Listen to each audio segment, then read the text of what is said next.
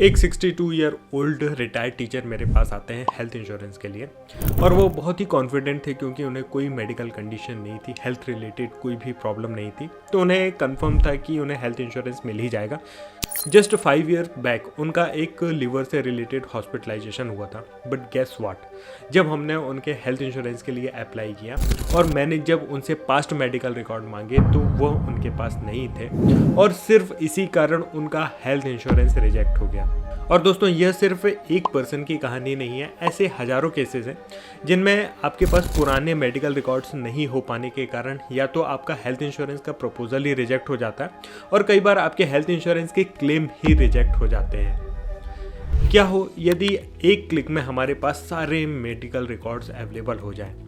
जी हाँ दोस्तों, इसी प्रॉब्लम को सॉल्व करने के लिए गवर्नमेंट ने 2021 में Ayushman Bharat digital mission launch किया था, जिसके अंदर हमें एक यूनिक आईडी मिलती है और जिसके अंदर हमारा सारा मेडिकल रिकॉर्ड डिजिटली स्टोर्ड होता है, जिसे आभा आईडी कहते हैं। दोस्तों, आज के इस वीडियो में हम आभा आईडी के बारे में डिटेल में जानेंगे।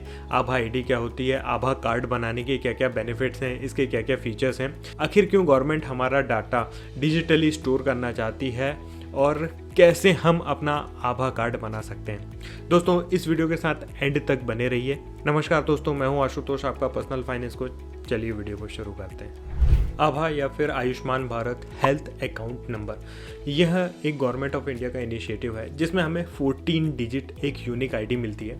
आभा कार्ड में हम हमारे सारे मेडिकल रिकॉर्ड्स को डिजिटली सेव कर सकते हैं, साथ ही साथ हम उन्हें शेयर भी कर सकते हैं। दोस्तों, अपने लाइफ टाइम में हम अनेकों बार अलग अलग हॉस्पिटल्स में अलग अलग डॉक्टर से कंसल्टेशन लेते हैं, ट्रीटमेंट लेते हैं। ऐसे में हर हॉस्पिटलाइजेशन का ट्रीटमेंट का रिकॉर्ड रख पाना बहुत मुश्किल हो जाता है। हमारे फ्यूचर में जितने भी ट्रीटमेंट होते हैं उनमें पास्ट मेडिकल रिकॉर्ड का एक बहुत इंपॉर्टेंट रोल होता है। वैसे ही हमारे हेल्थ इंश्योरेंस के जो क्लेम होते हैं उनमें भी पास्ट मेडिकल रिकॉर्ड का एक बहुत इंपॉर्टेंट रोल होता है। ऐसे में यदि हमारे सारे मेडिकल रिकॉर्ड डिजिटली एक ही जगह पर सेव होंगे तो उनके गुम हो जाने का खतरा नहीं रहेगा और ज़रूरत पड़ने पर हम आसानी से उन्हें एक्सेस कर सकते हैं। ऐसे में हमारा जो ट्रीटमेंट है वह जल्दी और एफिशिएंटली हो पाएगा, साथ ही हमारे हेल्थ इंश्योरेंस के जो क्लेम है वह भी जल्दी प्रोसेस होंगे और उनमें फ्यूचर के कोई डिस्प्यूट होने के जो चांसेस है वह कम से कम होंगे।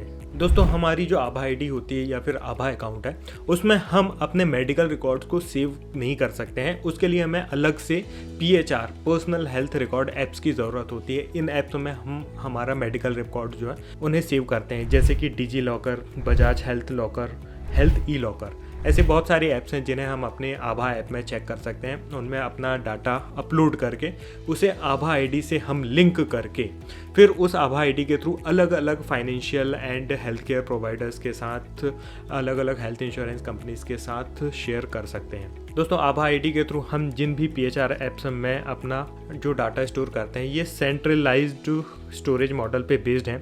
मतलब कि हमारा सारा medical record government verified data centres पे स्टोर्ड होता है। आभा आईडी में हमारा जितना भी मेडिकल डाटा सेव है उसमें जो डाटा शेयरिंग होती है वो कम्प्लीटली कंसेंट बेस्ड है।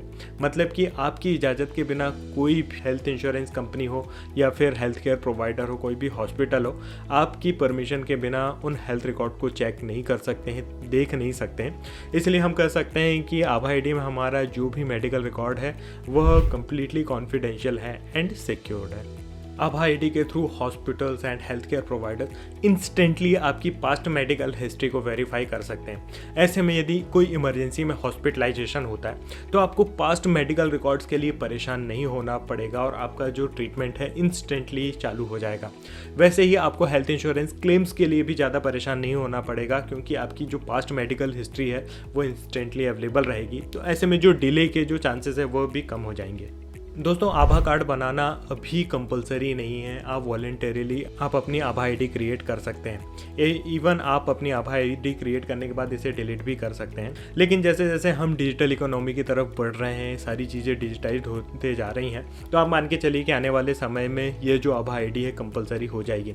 ऐसे में आपके फ्यूचर ट्रीटमेंट्स के लिए, हेल्थ इंश्योरेंस लेने के लिए एंड हेल्थ इंश्योरेंस क्लेम के लिए यह जो आभा आईडी है बहुत ही हेल्पफुल साबित हो सकती है। इसीलिए आप अपनी आभा आईडी क्रिएट करके अपने जितने भी मेडिकल डॉक्यूमेंट्स हैं उन्हें डिजिटली सेव करें ताकि फ्यूचर में आपको पास्ट मेडिकल रिकॉर्ड्स के लिए कोई इनकन्वीनियंस ना हो।